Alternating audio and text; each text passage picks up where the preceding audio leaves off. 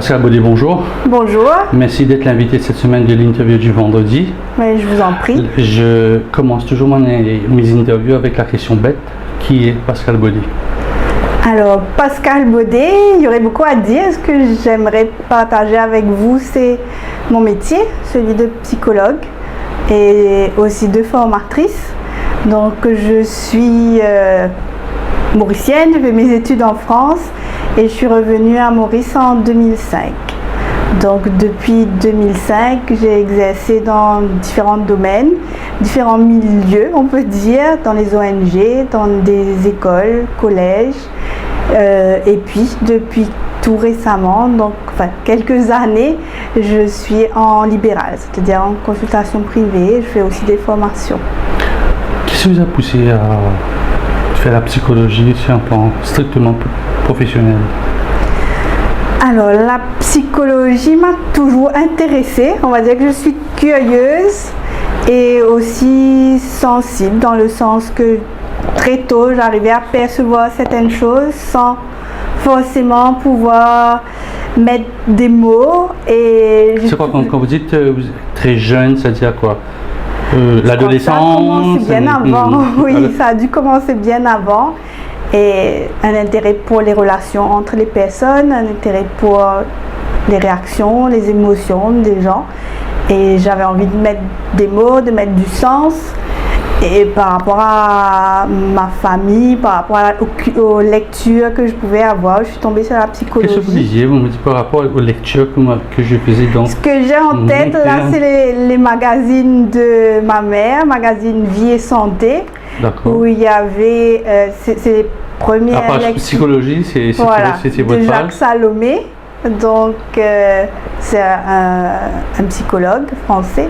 Donc, je lisais ça, je trouvais ça intéressant. Et puis de là, donc j'ai découvert de fil en aiguille un peu plus la psychologie jusqu'à choisir ses études au niveau Est-ce que je peux dire que Jacques Salomé, c'est votre papa professionnel? C'est votre papa psychologue? Pas forcément, puisque après, par la suite, on va dire que c'est pas celui que j'ai suivi dans la théorie, mais on va dire que c'est les premiers mots, les premières fois peut-être que j'ai entendu parler de psychologie, c'était là, dans ces magazines-là. C'est toujours là, vous avez dit, est-ce que Pascal Baudet, quand elle ferme les yeux le soir après une belle journée de travail, après avoir aidé les personnes à se retrouver, à s'extérioriser, est-ce que vous pensez à ces magazines? Tu vois, j'avais 13 ans, j'ai dit ça, maintenant je suis en train de presque faire ce que lui a dit ou disait de faire? Plus trop, j'ai découvert beaucoup d'autres auteurs depuis, donc c'est plus l'unique vers lequel je me tourne. C'est pas trop le cas. Ça a été facile de rentrer dans ce monde de psychologie, parce que quand on parle psychologie à Maurice, il y a deux lignes distinctes. On a l'impression qu'on va chez le psychologue et le psychiatre. On va prendre la première partie. Comment vous êtes rentré dedans et pourquoi vraiment? Les vraies raisons. Quand moi je suis rentrée dans le métier. Dans le métier, oui. Vous avez décidé il y a des études, après on ne devient pas psychologue après combien? Une année, 2 années? Donc en général, dans la plupart des pays, c'est 5 ans d'études universitaires. Donc niveau masters. Donc à mon époque, on appelait toujours ça le DESS, c'est 5 ans d'études. Et après, on peut avoir le titre de psychologue. Donc quand on a le titre de psychologue, qu'est-ce que vous avez le droit de faire en principe? Déjà de s'appeler psychologue, ce qui n'existe pas encore à Maurice. Donc je fais aussi partie d'une association qui s'appelle la Société des professionnels en psychologie.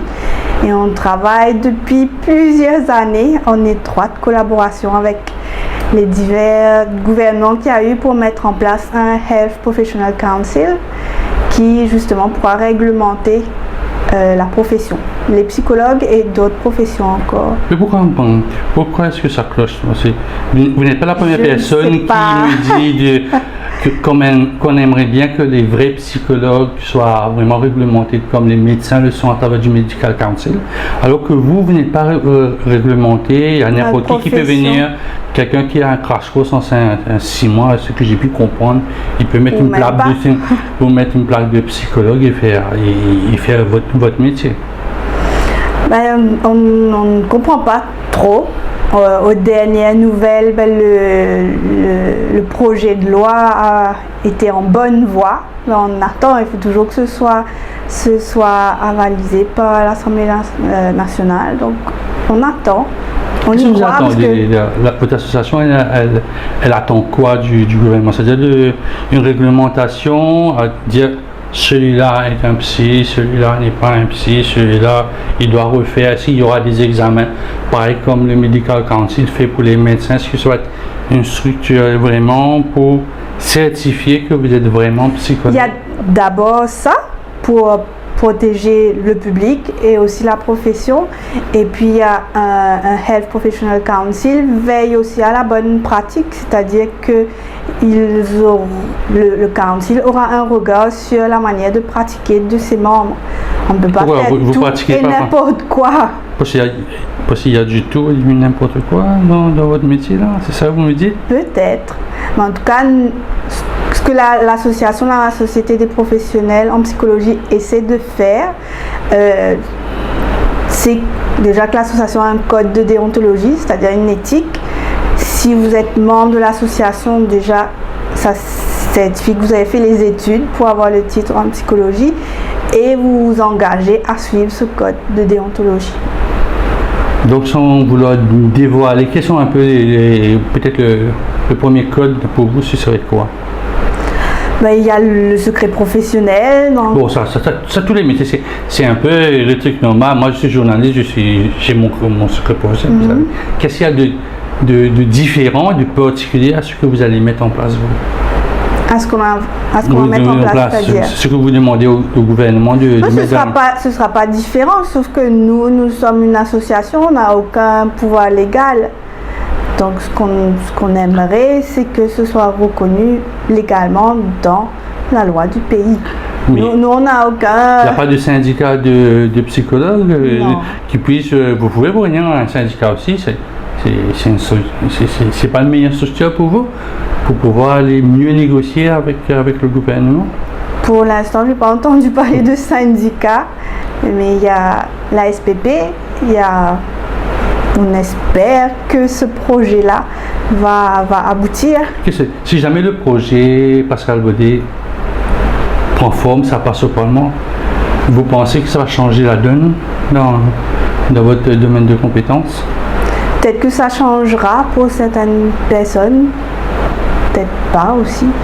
Dans ma pratique, je ne crois pas que ça changera grand-chose au quotidien, mais ce sera... Une sécurité pour vous? Voilà, une reconnaissance du métier au niveau de l'État. C'est plus lié à la reconnaissance du métier que... Parce que rien ne va changer, j'ai l'impression que vous me dites ça va rester normal, on va être comme on est. À la protection du public aussi. Pourquoi le public doit être protégé? Comme ça, le public saura que telle ou telle personne est qualifiée à le titre de psychologue ou pas. Pourquoi on ne peut pas différencier? Vous avez un certificat qu'on peut, si on met une plaque Pascal Baudet, quelque chose, comme un médecin, il peut mettre, il a ses sigles, il peut mettre Montpellier, Dublin, Washington, ou Inde, ou Russie, Ukraine s'il veut, mais vous ne pouvez pas mettre quelque chose qui puisse nous dire celui-là a un certificat, celui-là n'a pas de certificat? Oui, mais le council viendra attester que c'est authentique. Pourquoi? Parce qu'il y a des certificats qui ne sont pas... La situation est grave. Là. Ça veut dire qu'il y a des certificats qui ne sont pas vrais? Parce que si c'est pour faire authentifier, vous avez un certificat, vous pouvez me le montrer, vous dire voilà mon certificat là, j'ai appris en France. Mais vous savez, très peu de personnes demandent à la psychologue de montrer son certificat. Il me semble très peu de personnes savent qu'il faut faire 5 ans d'études et que... Donc, c'est pas forcément au public de venir questionner. Enfin, moi, Mais j'encourage de venir le faire, mais pas tout le monde ose le Mais faire. est-ce que vous avez eu des clients, comment dire ça, on peut pas dire des Moi, je clients. suis de formation française, donc on dit plus facilement des patients. Mais on peut dire Donc, clients, est-ce que vous avez des anglophones. patients qui ont cherché je veux voir votre certificat, j'aimerais savoir si vous avez appris en France, que vous avez votre On m'a- DESS, comme Oui, on m'a comme dit. jamais demandé mon certificat d'ailleurs, les patients, mais je les encourage toujours à voir ma page LinkedIn où j'ai toutes les informations qu'ils veulent avoir, les universités. C'est que j'ai important pour vous, fréquentées. LinkedIn? Parce que C'est important.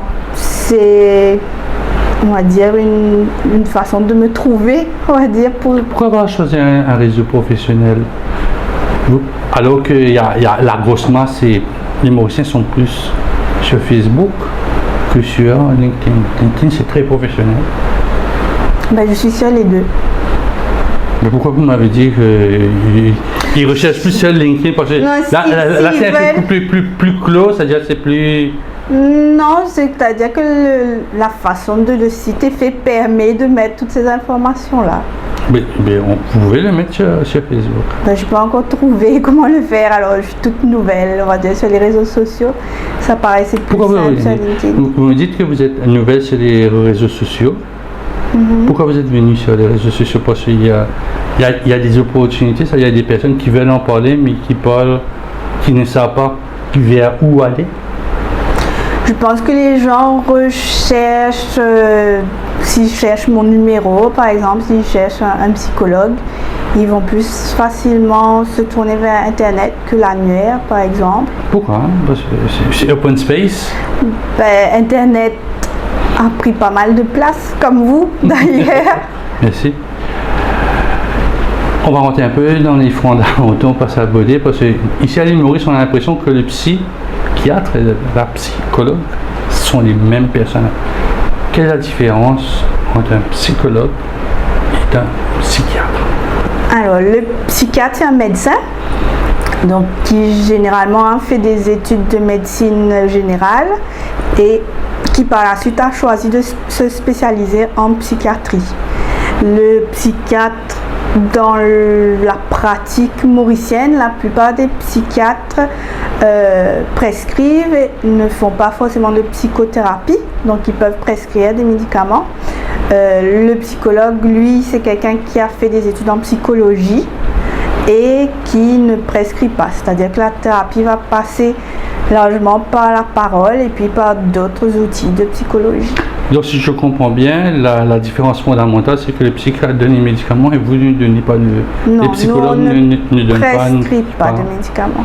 Vous êtes un peu ayurvédique ou bien vous proposez des trucs pour calmer? Pour ma part, Jamais. pas de substance, on va dire, que ce soit ayurvédique ou naturel ou autre, mais je peux proposer des outils de relaxation, inspirer de la méditation ou Du yoga? du yoga peut-être, mais inspiré. Je prétends pas être Pourquoi yoga. c'est inspiré? Pourquoi vous ne dites pas qu'il faut faire de la méditation, vous faites 30 minutes de yoga, ça va dégager un peu d'énergie, vous allez prendre de l'énergie positive? Pourquoi vous ne faites pas vos passions faire du yoga? Parce que ce que je crois, c'est que chaque personne a les ressources de voir ce qui est bien pour elle. C'est que je ne suis pas là pour prescrire, il faut se tourner vers le yoga, ou il faut se tourner vers la méditation, ou il faut se tourner vers X, Y, Z. Mon approche est plutôt tournée vers la personne, l'aider elle-même à prendre conscience de son fonctionnement, à prendre conscience peut-être de choses qu'elle aurait aimé changer.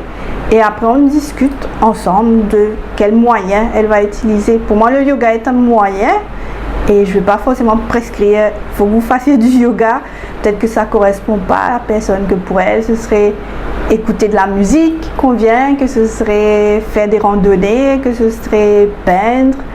Je ne viens pas imposer une... Quel genre de personne qui vient regarder un psychologue? Alors, je veux dire, toutes les personnes peuvent venir, tous les âges, toutes les situations. Ça peut être des plus petits, des parents qui viennent par rapport à des difficultés avec leur enfant. Donc j'ai des mamans qui viennent par rapport à des bébés naissants, on va dire, et donc ça commence là. Et puis ça peut être des enfants en maternelle, au primaire, des adolescents, et puis après des jeunes adultes qui viennent eux-mêmes, ou des gens plus âgés, des couples, des familles.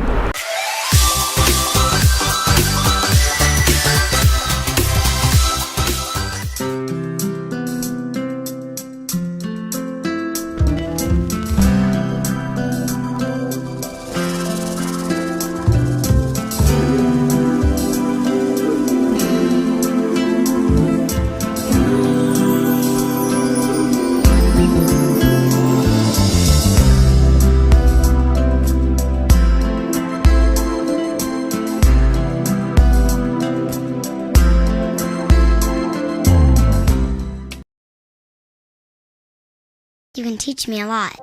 You can teach me how to take a step. You can show me how to tie my shoes. You can teach me how to read and write, how to win and how to lose. You can teach me how to cross my T's. You can show me how to dot my I's. You can teach me how to sing and dance, when to laugh and when to cry. You can teach me how to solve for X. You can show me a shooting star. You can teach me how to hope and dream, how to ride a bike, then to drive a car. You can teach me how to achieve my goals. You can show me how to say goodbye. You can teach me how to grow and learn. But did you know I could learn to save a life?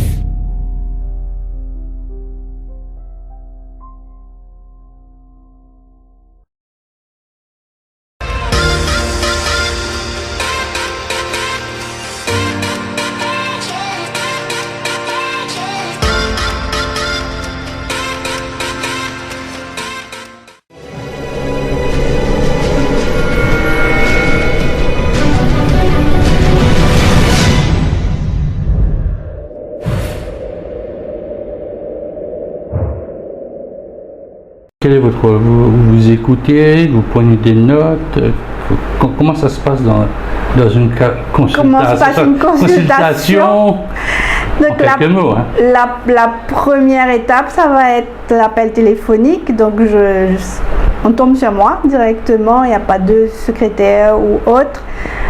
On se parle déjà un peu au téléphone pour voir quelle est la difficulté de la personne, quelle est son attente et si je peux l'aider, parce que parfois ça correspond pas à ce que je fais, donc je peux référer à d'autres personnes. Donc il y a cet appel, il y a une prise de rendez-vous et puis quand la personne arrive, je demande qu'est-ce qui vous amène, qu'est-ce qui fait que vous êtes là, qu'est-ce qui fait que vous avez décidé de venir.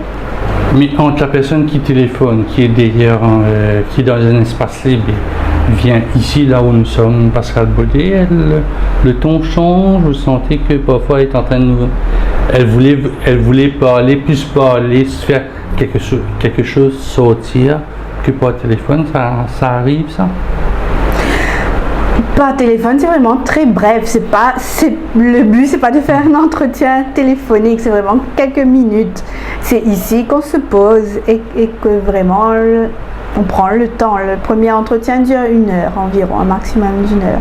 Donc c'est ici qu'on se pose et que vraiment. Là, vous cernez la personne, vous cernez le problème ou bien elle est en train de tâter, on va regarder si elle va aller. On découvre ensemble. Quand vous dites cerner, ça me fait penser à beaucoup de personnes qui ont en tête, vous êtes en train de m'analyser, que vous avez tout compris, que vous lisez dans mes pensées. Non, c'est pas le cas.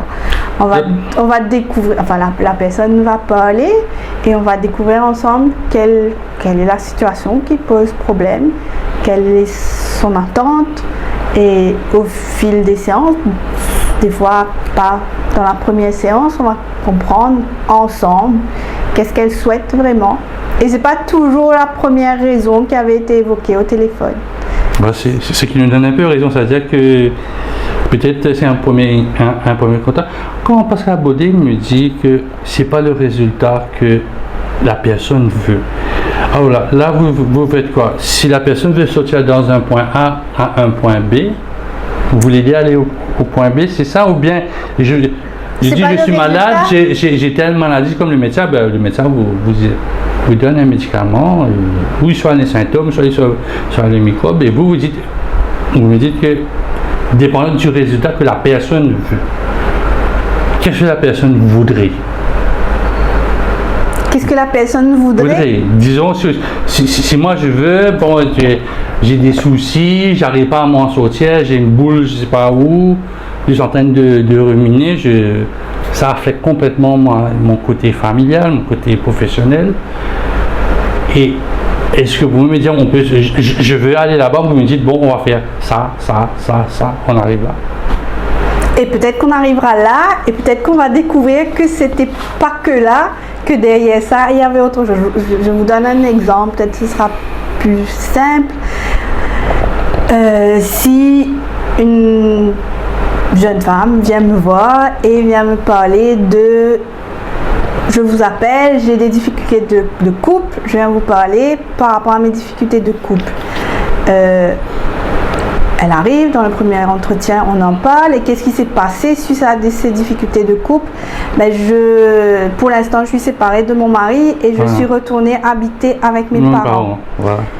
Et en fait, de fil en aiguille, on peut découvrir que cette jeune femme, dans sa relation avec ses parents, il y avait quelque chose d'inachevé, il y avait quelque chose qui était en suspens, et que peut-être ces deux-là que vient le problème, qu'il y aurait peut-être quelque chose à approfondir dans cette relation-là.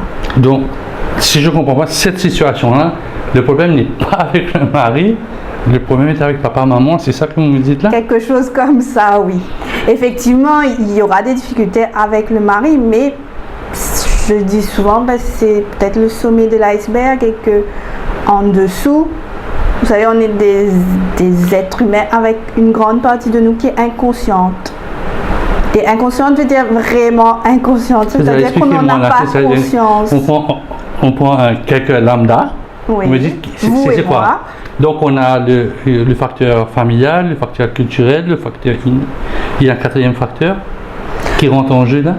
Je ne l'entendrai pas comme ça, c'est-à-dire que dans nos réflexions, si on revient à l'exemple de cette jeune femme, ça veut dire consciemment, ce qu'elle a en tête, ce qui ne va pas dans ma vie, c'est ma relation de couple. Mais quand elle vient et qu'on parle un peu plus, cette relation de couple, son choix de conjoint peut lui rappeler la relation avec un de ses parents et des blessures qu'il y a eu dans l'enfance. Et ces blessures-là, on va aller de fil en aiguille. Donc, nous, êtres humains... Allez, lâchez-vous. Je peux. Allez, lâchez-vous. Je me lâche. Je réfléchis à par où je commence. Donc, dans notre enfance, nous tous, humains, on a eu des blessures, on a eu des expériences heureuses et des expériences malheureuses qui ont fait naître des émotions douloureuses. Peur, colère, tristesse. Et comme tous les êtres humains, on n'aime pas forcément, on ne nous a pas beaucoup appris à gérer les émotions. Ça, c'est un autre chapitre encore. On va y arriver, oui. On va arriver tout à l'heure. On ne nous a pas beaucoup appris à gérer, on nous a plutôt, comment dire, les modèles qu'on a eus, c'est mettre ça de côté, on tourne la page, on passe à autre chose, on oublie, on fait comme si ça n'existait pas, concentre-toi dans tes études, ça compte pas. Donc le petit enfant, il met ça de côté, il met ça dans un store derrière, c'est son inconscient. Donc ça reste derrière, inconscient. Il n'a plus forcément accès à ça quand il réfléchit dans la journée, qu'est-ce qui va dans ma vie, etc. Il n'a plus trop accès à ce souvenir de son enfance quand il avait 5 ans, 10 ans ou 15 ans. Sauf que ce souvenir-là, ces émotions-là, elles sont encore très vivantes, elles sont encore très actives. Et que ce sont ces émotions et ces vécus-là qui vont agir comme en souterrain dans nos relations en tant qu'adultes. C'est-à-dire quand on va être en relation avec nos collègues, avec notre conjoint, nos enfants, ben, ça va être nos expériences passées qui vont parler.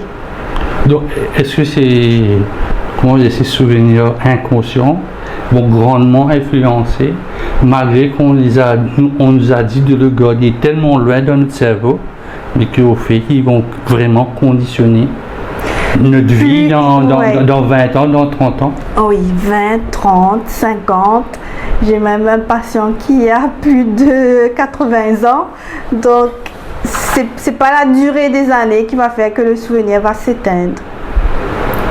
Pourquoi ça s'éteint pas? Parce que l'émotion, elle est très vivante. Elle ne meurt pas. Alors là, je vais poser, peut-être, je ne sais pas si vous êtes maman, vous avez des enfants. Moi, j'en ai, je suis au stade de grand-père. Pourquoi on est en train de barricader les enfants, de les empêcher de ne pas avoir ces soucis d'inconscient, de souvenirs inconscients qui vont venir vraiment de casser la vie 20 à 30 ans? Pourquoi on est en train de les... Est-ce que le mot surprotéger ou ultra protéger? Pourquoi nous sommes en train de protéger? Dire, bon, comme vous avez dit, bon, ça c'est mauvais, mais ça d'enfant, oublie ça, tourne la page. Je me fais la page, je ne sais pas si elle est tournée ou elle n'est pas mal tournée ou elle est mal enfermée. Pourquoi nous parents, nous faisons ça? Parce que nous-mêmes, parents, on n'a pas appris comment faire. On n'a pas d'autres alternatives, bien souvent. La question d'émotion, je disais, c'est un grand chapitre. Nous, tous, êtres humains, on ressent des émotions. La joie, la peur, la colère, la tristesse, les 4 grandes familles d'émotions. Quand c'est des émotions agréables, on sait plus ou moins comment faire, comment vivre. Mais quand c'est des émotions douloureuses, on n'a pas eu les outils de comment faire. Quand quelqu'un meurt, c'est l'expérience humaine, c'est comme ça. On a tous vécu des décès, mais si un parent, on ne lui a pas forcément appris que c'est important d'en parler, que c'est important de dire à l'enfant, tu as le droit d'être triste, c'est normal, je comprends que tu sois triste, je comprends aussi que tu puisses être en colère, par exemple, de te sentir abandonné, que grand-mère soit partie sans te dire. Vous êtes très diplomatique, la grand-mère est partie sans te dire. Pourquoi on utilise vraiment ce mot partir, qui n'a rien à voir avec partir? Parce qu'on a du mal à...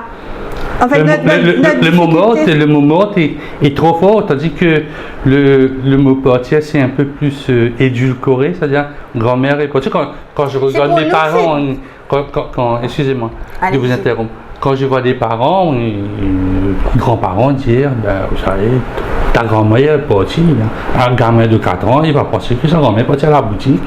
Mais c'est ça le pire. Il ne va pas remonter, tandis que quand vous parlez à des grands qui sont vraiment, qui peuvent se tenir le champ, vous dites, ta grand-mère, bon. Alors pourquoi il faut parler de langage? Oui, parfois c'est comme si quand c'est chaud. C'est-à-dire l'amour, il y a 10-15 minutes. Que le mot même est difficile à prononcer.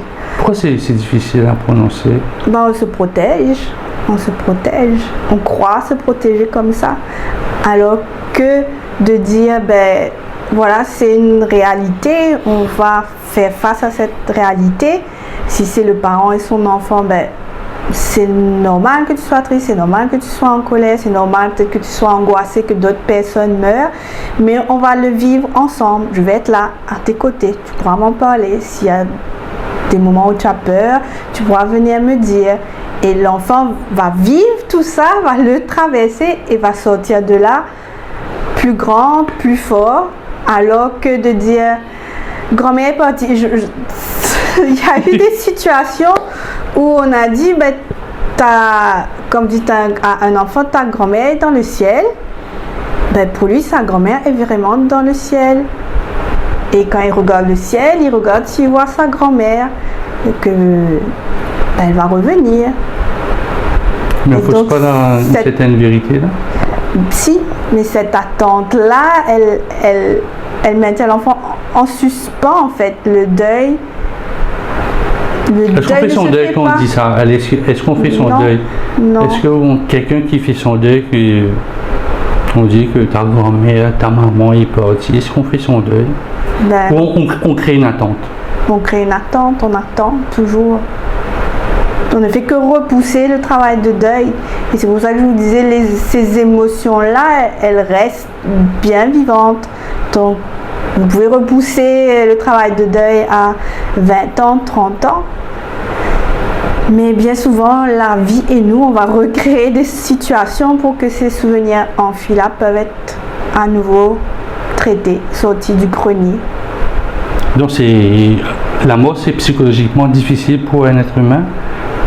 Certains êtres humains, on pourrait dire, d'autres qui peuvent encaisser le coup et d'autres qui ne peuvent pas encaisser. C'est pourquoi ils prennent le deuil, dépasse des années, pour venir des décennies. Que c'est plutôt, enfin, je crois que c'est normal d'éprouver des émotions face au deuil. Tout à fait normal. Oui. Parce qu'on a l'impression que certaines personnes sont baraquées. Est-ce que vraiment les personnes qu'on a l'impression qu'ils sont stoïques ils perdent le moment, ils sont stoïques, ce sont les plus fragiles? Est-ce que les plus stoïques sont les plus fragiles? Il ne faut pas généraliser non plus. Non, c'est une question générale. Oui. Mais si une personne n'a pas versé une larme ou n'a rien ressenti, c'est pas dangereux, forcément bon signe. Oui. Pourquoi c'est dangereux? Parce que face à cette réalité-là, il me semble que c'est obligé qu'il y ait eu des émotions. Et que si la personne n'a pas senti qu'elle a ressenti, on peut se demander peut-être qu'elle est déconnectée de ses émotions. Là, c'est un cas grave pour vous ou bien c'est habituel ça? Alors, c'est pas grave, c'est pas fatal, c'est pas irréversible, mais on va travailler là-dessus, réapprendre à ressentir les choses et à mettre des mots sur ce que je ressens. Là, j'ai ressenti de la tristesse, là, j'ai ressenti du dégoût, là, j'ai ressenti X, Y, Z, et d'être vraiment connecté à ce qu'on ressent, à nos émotions, c'est utile pour être en relation.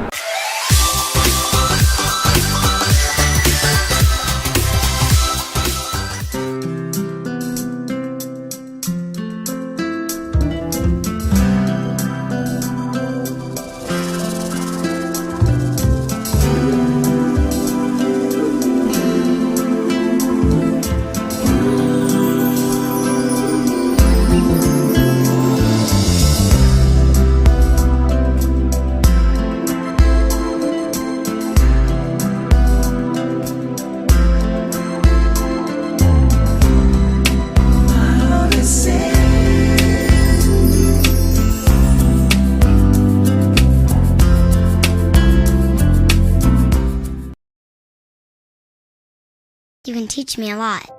You can teach me how to take a step. You can show me how to tie my shoes. You can teach me how to read and write, how to win and how to lose. You can teach me how to cross my T's. You can show me how to dot my I's. You can teach me how to sing and dance, when to laugh and when to cry. You can teach me how to solve for X.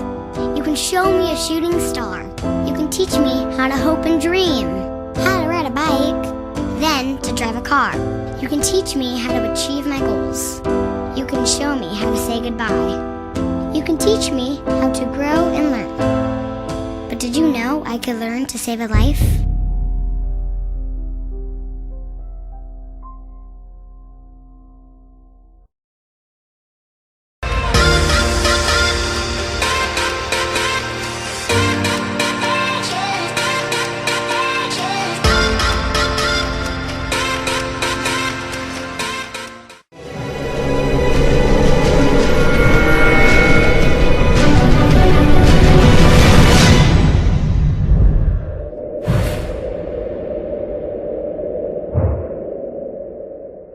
Petite définition d'émotion, c'est quoi? C'est quoi une émotion? C'est chimique, c'est physique, c'est quoi? J'ai pas de définition à vous proposer, mais l'émotion, elle est sur plusieurs aspects, je dirais. Physiologiquement, il y aura des changements dans notre corps et puis dans notre ressenti, dans les sensations. Quand on dit avoir gros sur le cœur, on sent qu'il y a quelque chose sur le cœur et en même temps dans le cerveau il y a des pensées, il y a des choses qui se passent, il y a des neurotransmetteurs qui s'activent, donc c'est un tout. C'est un tout qui fait un tout? Ça je sais pas. Parce que quand vous dites on a la boule, on a l'estomac, ça travaille dans la tête. Généralement, pourquoi que c'est... Quand je lis les livres de psychologie, quand on parle de dépression, je sais que ce n'est pas votre domaine de compétence, c'est qu'on bouffe 3/4 de l'énergie de notre cerveau. C'est un seul problème. Est-ce que c'est vrai? Alors, dites-moi ça quand on est en dépression. On est en train de penser tellement à une chose. Disons, une femme qui a décidé que son mari se trompe, alors tous les jours elle passe, elle repasse, et c'est la seule question qu'elle peut avoir. Elle commence à devenir dépressive. Est-ce qu'elle bouffe 3/4 de l'énergie de son cerveau pour un point de nous? Ça prend beaucoup d'énergie, ça oui. Après, si c'est 3/4 ou 1/4 ou plus, ça je ne saurais pas vous dire. Mais dans des cas comme ça, les personnes qui sont obsédées par, je ne sais pas moi, que la mari le trompe ou la femme la trompe. Ça peut être plusieurs choses. Ça peut être de la rumination, c'est-à-dire qu'une même pensée qui revient en boucle et on repense à la même chose. Ça peut être une idée obsessionnelle. En tout cas, ça prend de l'énergie. Beaucoup d'énergie.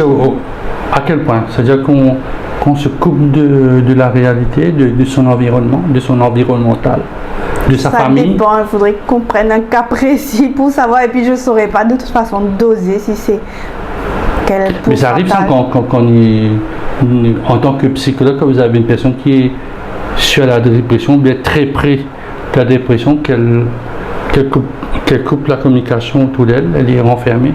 Malgré qu'elle parle, elle fait des activités normales, mais elle se coupe vraiment de la communication. Une des caractéristiques, une des choses qu'on retrouve dans la dépression, c'est l'isolement. Donc, c'est-à-dire se couper de ses relations avec les autres et se renfermer sur soi. C'est quelque chose de grave selon vous? La dépression touche énormément de personnes et même bien des personnes qui ne s'en rendent pas compte. À Maurice, on va pas que à Maurice, dans d'autres pays aussi, on va plus facilement parler de j'ai eu je sais pas, un infarctus ou j'ai du mauvais cholestérol, j'ai un problème de diabète, que de dire je fais une dépression. Pourquoi pas? Pourquoi c'est tabou? Parce que j'ai du diabète, on fait partie du monde. Parce que quand on regarde un peu les chiffres du diabète, la population mondiale est bougée. Un infarctus, tout le monde le dit, c'est un human killer. C'est-à-dire n'importe qui, à n'importe quel moment, vous et moi, à n'importe quel moment, ça peut nous emporter en moins de 15 minutes. Mais pourquoi quand on dit qu'on est dépressif, c'est comme si il faut... Oh là, c'est comme si on parle de cancer. Pourquoi? Et même un cancer, je crois qu'on en parle plus que d'une facilement, dépression. J'ai pas de réponse exacte, mais quelques réflexions par rapport à ça, c'est que la dépression vient peut-être toucher plus l'intimité de la personne et que c'est plus difficile de se dévoiler. Peut-être aussi que il y a une perception que c'est un signe de faiblesse, alors que c'est pas le cas. Nous parlons depuis 30 minutes, il n'y a pas un moment où on m'a dit le mot stress. Alors, est-ce que le stress c'est une maladie psychologique ou bien il faut être stressé pour vivre? Oui, il faut être stressé pour vivre. Je dis qu'un certain niveau de stress peut être enthousiasmant, peut être un thrill, peut être face à un challenge, on a la créativité qui est plus présente, on a plus de motivation. Donc un certain niveau de stress, parce que le stress en soi n'est pas mauvais. Le stress est une réaction de notre organisme face à un changement. Donc le stress, c'est tout ce qui se passe en nous, dans notre corps, pour nous permettre de nous adapter, pour nous permettre, si c'est face à un danger, pour nous permettre de survivre. Donc c'est important. Mais le souci, le problème, c'est qu'on reste, nous, dans notre société, trop longtemps dans un état de stress. C'est pas un stress, c'est-à-dire que si on prend les hommes préhistoriques, ben, il y aura un animal féroce qui le court après, ben, ça va durer quelques minutes. Et il y aura le niveau d'adrénaline qui augmente, il y a le cœur qui bat plus vite, du coup la transpiration, les muscles qui se tendent pour lui permettre de courir plus vite. Donc c'est utile. S'il n'avait pas de stress, s'il était trop cool, il ne pourrait pas courir aussi vite. Donc ce stress-là est important. Sauf que l'homme, dans la vie actuelle, il n'est pas stressé que ces quelques secondes-là ou ces quelques minutes. Il est stressé du matin au soir, du soir au matin par rapport à sa charge de travail qui n'est pas équilibrée avec ses ressources. C'est-à-dire qu'il y a une charge de travail, il y a des attentes, des exigences. Ça peut être du patron, ça peut être de nous-mêmes, sur nous-mêmes, qui dépassent ce qu'on est en mesure de faire. Donc, on est stressé 24/24 et ça peut finir par un burn-out.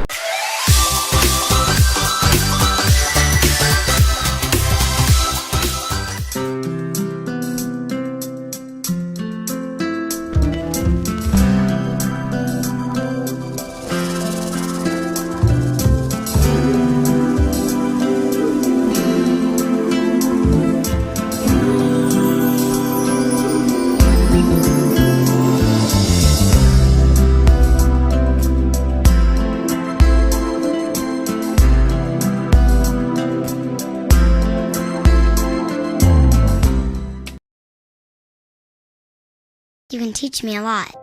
You can teach me how to take a step. You can show me how to tie my shoes.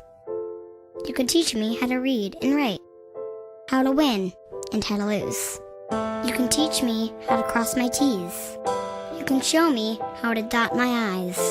You can teach me how to sing and dance, when to laugh and when to cry. You can teach me how to solve for X. You can show me a shooting star. You can teach me how to hope and dream, how to ride a bike, then to drive a car. You can teach me how to achieve my goals. You can show me how to say goodbye. You can teach me how to grow and learn. But did you know I could learn to save a life?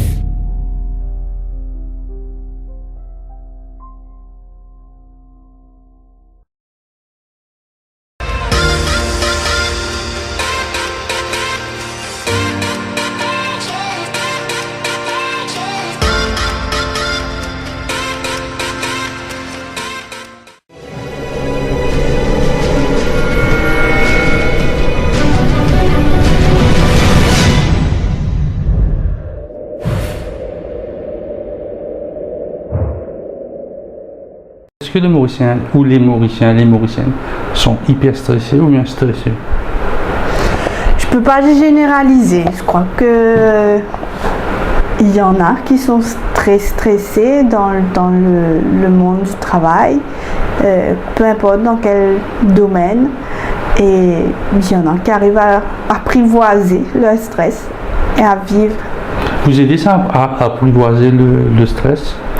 Alors le stress, c'est quelque chose qui m'a beaucoup intéressée, qui m'intéresse beaucoup, et je fais depuis quelques temps un atelier qui s'appelle Cozy Coffee.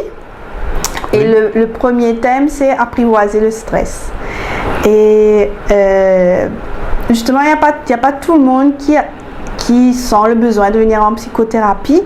Il n'y a pas tout le monde qui a un problème spécifique, mais le stress, j'ai l'impression que ça touche beaucoup de personnes et qu'ils aimeraient avoir des outils, ils aimeraient bien savoir comment apprivoiser ce stress et comment vivre avec, et comment aussi, quelle hygiène de vie adopter, quoi faire au quotidien pour être moins stressé. Donc je propose une formule où on se voit en petits groupes autour d'un café 2 gâteaux aussi. Et on est 9, 10 personnes maximum. Et donc moi je donne quelques informations sur comment reconnaître le stress en soi. Quels sont les signes physiologiques, quels sont les signes psychologiques. Et puis chacun peut partager, chacun fait un témoignage.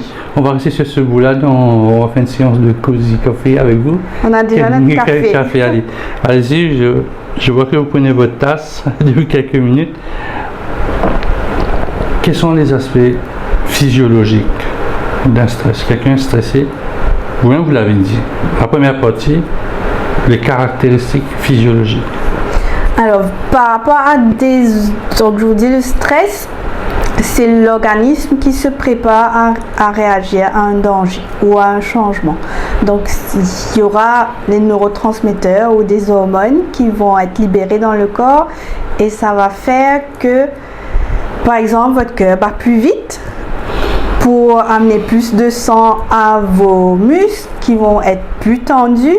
Pour pouvoir, au début, dans la préhistoire, c'était pour pouvoir courir, par exemple, plus vite. Mais de nos jours, on ne court pas. C'est juste qu'on est hyper tendu, qu'on va avoir les épaules comme du béton. On a envie d'aller aux toilettes. Voilà, tout ça. C'est un peu ça. Donc, ça agit sur le cœur, la respiration qui va être beaucoup plus rapide. J'entends souvent parler, de plus en plus de panic attack. Donc, quand je vous dis, les gens sont pas... Nous sommes pas tous conscients de ce qui nous habite, de ce qui nous travaille. Donc souvent ce qui va venir, ce dont les gens auront conscience, c'est le panic attack. Il y a un moment, je ne sais pas pourquoi, je suis quelque part, je pense à rien en particulier, mais ma respiration s'emballe, j'ai des tremblements, j'ai les mains froides, je tombe dans les pommes quelquefois et je ne sais pas ce qui se passe. Donc ça arrive. Généralement, à Maurice, on disait ça, tu as une prémonition. Une prémonition. Là, vous savez qu'il y a un truc il y a une mauvaise nouvelle qui va tomber dans la journée, dans 2 heures, dans 1 heure. Ça, c'est les grand-mères qui disent quand vous avez cette position. Donc, comme vous l'avez décrit, et Pascal Baudet, ma grand-mère m'a dit quand tu as ça, il y a une mauvaise nouvelle. Il y a un truc de mauvais qui arrive. D'accord, peut-être. Moi, je rencontre plus de personnes pour qui ça se répète. Donc, il y a un panic attack, il y en aura d'autres. Et puis, quand ça devient de plus en plus fréquent, elle se décide à consulter un psychiatre ou un psychologue. Et bien souvent, on arrive à voir derrière qu'il y a une angoisse et arrive à mettre le doigt sur cette source d'angoisse. Ce qui est difficile, c'est difficile à cerner, disons, un panic attack. C'est pas difficile à cerner, ça va être quelque chose que je vous disais qu'on avait rangé dans le store. Oui, il y a 5 ans, 10 ans, 15 ans. Et subitement, vous marchez sur la rue, vous êtes en train de penser que la vie est belle, vous êtes heureux ou heureuse en couple, et ce coup, il décide, il va venir vous angoisser, rien que pour casser votre bonheur. Ça arrive ça?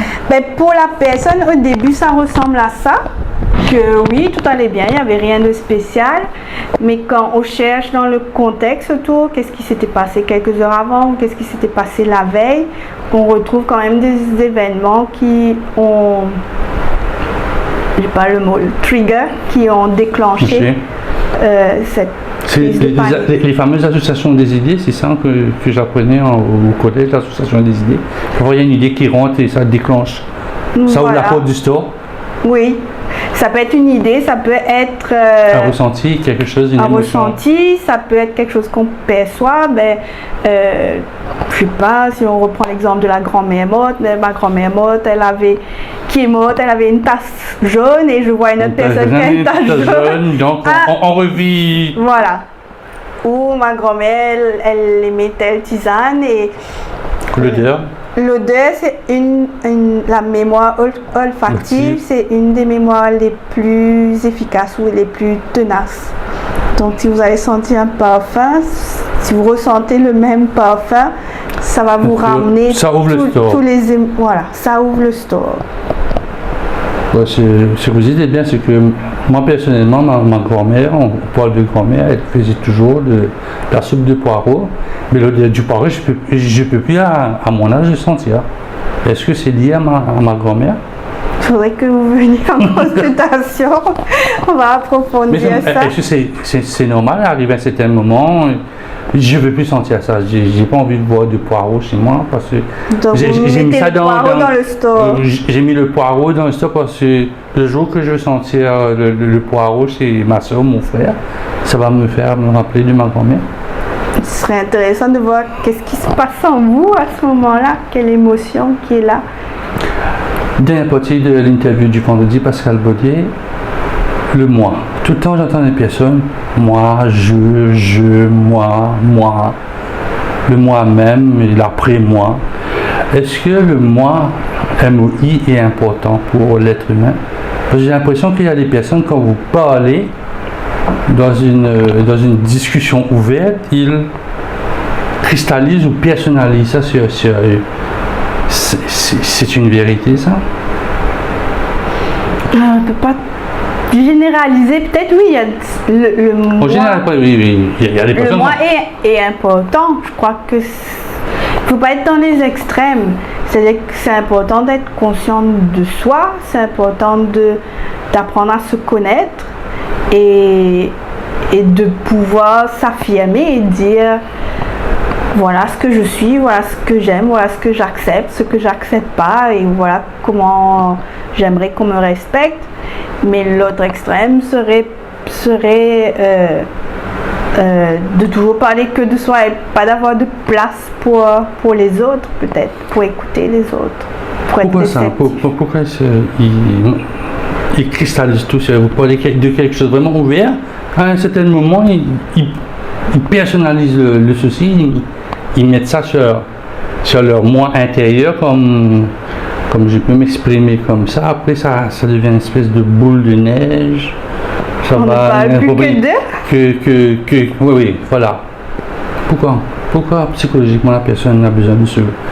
Comment je veux dire, un moi surdimensionné, un ego surdimensionné, il doit passer par eux.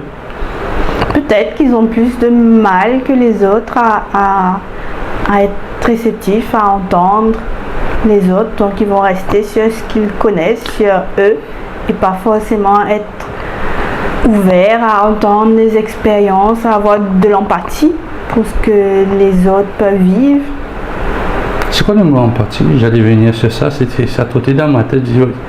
Là, vous avez dit le mot. L'empathie, c'est la capacité de se mettre à la place de l'autre et de pouvoir ressentir ce que l'autre peut ressentir là où il est, dans la situation qu'il est. C'est quelque chose de facile. Je vois, il y a beaucoup de sociétés amoureuses qui font ce genre de cours d'empathie pour les hauts cadres, les moyens cadres. Peut-être vous faites des formations dans ce domaine-là. Est-ce que c'est important maintenant d'avoir de l'empathie? C'est extrêmement important si vous voulez être en relation avec les autres, si vous voulez des relations saines, si vous voulez des relations épanouissantes. Donc quand vous parlez à quelqu'un, de pouvoir le rejoindre, de pouvoir aussi par moment vous détacher. Vous disiez, il y a des gens qui parlent que de pouvoir à un moment se détacher de soi-même et rejoindre l'autre. C'est ça qui permet une relation où on peut entendre l'autre personne et on peut avancer ensemble. Dans le couple aussi, c'est important d'avoir de l'empathie, de se mettre à la place de l'autre. Dans les couples, dans les relations parents-enfants, dans les relations entre collègues, dans toute relation humaine. Sinon, on ne peut pas comprendre l'autre. L'autre, c'est important pour vous? L'autre, c'est important pour nous tous, je crois. L'être humain est un être social. Il n'a pas été conçu pour vivre tout seul. On vit en société. Il y a beaucoup qui disent qu'ils sont marginaux. La marginalité, est-ce que ça existe vraiment?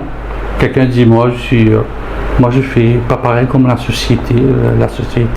Il y en a qui font ce choix-là, il faudrait en parler avec eux. Vous n'avez jamais rencontré un marginal, vous savez, j'ai fait des choses comme ça, mon papa me dit non, il ne faut pas que tu fasses comme ça, il faut que tu fasses, non. Tu dois être dans la lignée, disons, je veux dire, la lignée familiale. Est-ce que la marginalité, ça existe vraiment? d'un point de vue psychologique? Le terme, non, ça n'existe pas, marginalité. Mais ça peut être l'envie d'être en opposition ou tout simplement l'envie d'être soi. C'est pas parce que papa a dit que tu dois être boulanger que tu as forcément envie d'être boulanger.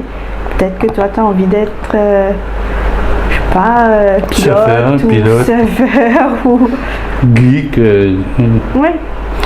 Est-ce que l'influence parentale agit beaucoup sur la psychologie des enfants, disons, quand ils sont dans la fleur de l'âge ou ils sont en train de se former? Énormément. Papa a dit, maman a dit, après on voit un enfant qui est cassé quand il a 25 ans, 30 ans, en train de ouvrir ou fermer des stores. Mais pour nous tous, parce que ça peut être papa, maman, dans le sens le père ou la mère biologique, ou sinon ça va être l'adulte ou les adultes qui nous ont grandi. Donc, parce que c'est nos premières relations, c'est les premiers liens qu'on a formés en prenant naissance. Donc ces premières relations-là, c'est nos premières expériences, c'est à partir de là qu'on va fonder nos croyances. Donc ça a une influence incroyable sur notre vie d'adulte. Donc énormément de difficultés, de blessures d'adultes prennent naissance dans l'enfance et dans ces relations qu'on a vécues avec. Et c'est pour ça qu'on devient maman poule, papa gâteau.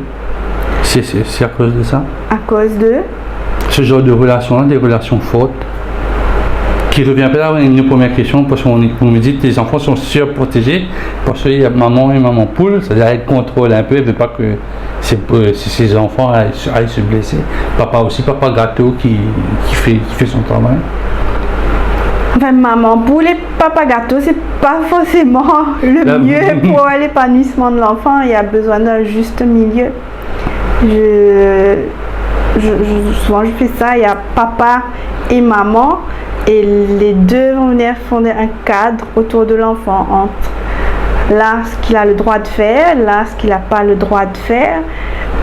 Quand on dit maman poule, j'entends un peu rigide, où voilà, l'enfant il a le droit de faire que ça. Oui, justement, oui, on surprotège, c'est-à-dire voilà, et il n'a plus l'occasion de faire aucune expérience dans la vie, donc il se trouve complètement démuni à l'âge adulte. Et quand j'entends papa gâteau, ça va être plutôt comme ça, où tout est permis, il n'y a pas de repères, et les enfants ont besoin de repères en fait, sinon c'est angoissant. Quand il n'y a pas, on ne leur a pas appris que ça c'était possible et ça c'était pas possible, ben, c'est quelque chose qui, c'est pas rassurant pour eux. Ils ont besoin d'avoir ce cadre-là. Donc oui, on devient parent avec inconsciemment ce qu'on a mis en store de nos relations avec nos propres parents ou des autres modèles qu'on a vus quand on était enfant, mais beaucoup par rapport à nos propres parents. Dernière question, il faut s'aimer soi-même avant d'aimer? S'aimer soi-même, c'est la base de toute relation, c'est la fondation. Donc si vous ne vous aimez pas vous-même, vous ne pourrez jamais construire dessus une relation avec quelqu'un d'autre. Donc il n'y aura pas de premier étage? Il n'y aura pas de premier étage, ça va, il y aura quelques blocs et puis ça va dégringoler. Vous avez des patients comme ça qui n'arrivent pas à s'aimer, qui n'aiment pas leur forme, leur rondeur, leur embonpoint, leur culotte de cheval, les cheveux, le nez, la poitrine, je ne vais pas dire le mot, mais la poitrine. Vous avez des passions comme ça? On a tous, ça peut être l'apparence ou ça peut être 10 000 autres raisons de ne pas s'aimer. Et la première raison, vous avez 10 000, la première raison de ne pas s'aimer, c'est quoi? La première raison, c'est ça va être je suis pas assez fill in the blanks. Ça va être je suis pas assez mince, ou je suis pas assez grosse, ou je suis pas assez intelligent, je suis pas assez. Il y a souvent ça. C'est une question de confiance? Ben, ça se construit et là aussi les parents ont un grand rôle à jouer, de venir valider leur enfant, de venir leur dire que ben, ce que tu es, c'est suffisant. Quand- Ce que tu es, tu es déjà digne d'être aimé, tu n'as pas besoin d'en faire plus. Là, je pense à l'éducation à Maurice où s'il n'y a pas de bonnes notes, ben c'est la catastrophe. Donc on ne voit plus l'enfant, on voit que la performance, il faut être hyper performant, sinon l'enfant est complètement dévalorisé. Et ça C'est le summum, pas très- c'est quoi? C'est la base de l'iceberg ou bien c'est le pic qu'on voit de l'iceberg? ben, c'est ces fondations-là qui ne sont pas très solides après. Pour pouvoir s'aimer, s'apprécier soi-même. Et après, quand on devient très exigeant ou très dévalorisant envers soi, ben, on a du mal après à être en relation avec d'autres parce que on n'arrive pas à C'est s'aimer soi-même. l'objectif final de l'être humain, c'est-à-dire avoir des relations avec eux. C'est ça Il me la base. semble C'est la que- base de l'humanité, quoi. La base de... Après, peut-être que dans 30 ans, je vous dirai autre chose, mais pour l'instant, il me semble que l'être humain, l'objectif principal, si on peut dire comme ça, c'est d'être aimé, d'aimer et de se sentir aimé. Avec ces 3 jolies phrases, on va mettre, je vous remercie, Pascal Beauté. Je vous en prie. Ben, je souhaite que vous allez réussir dans votre aventure qui a commencé Merci. depuis 3 ans et que vous pourrez aider beaucoup d'émotions. Merci. Pascal Beauté, merci beaucoup.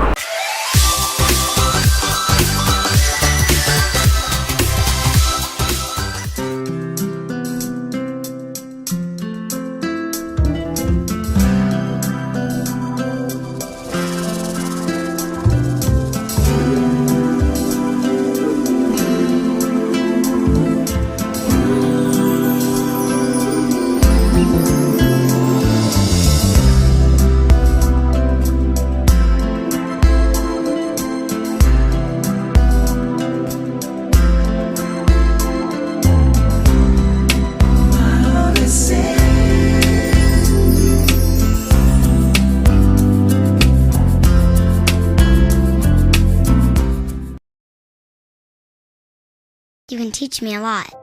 You can teach me how to take a step. You can show me how to tie my shoes. You can teach me how to read and write, how to win and how to lose. You can teach me how to cross my T's. You can show me how to dot my I's.